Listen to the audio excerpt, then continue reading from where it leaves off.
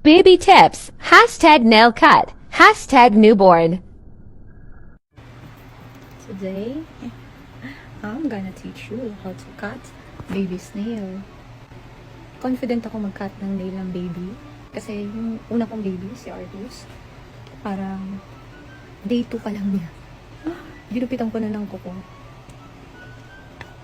Eh, sinasabi ng matatanda, bawal daw gupitan. Bawal gupitan pag hindi ka marunong. Pero you just have to, mas kawawa naman kasi pag hindi sila ginupitan ng kuko. Masak-masak yung mukha nila, diba? Scratch nila. Or mittens. Naka-mittens lang sila forever. Kawawa din, hindi sila nanganginan. Pero may proper way how to cut baby's nails. Ay, gulat. Sorry. First, baby clipper. Aalcoholin mo muna yung dulo. In-alcohol ko na siya, pero gusto ko na lang ipakita sa inyo kasi para masaya kayo. Alcoholin muna natin yung dulo. Make sure well sanitized din. Kagat-kagat na siya. Alcoholin na din yung loob. Ayan. Takpak mo muna. Make sure malinis. And sterile.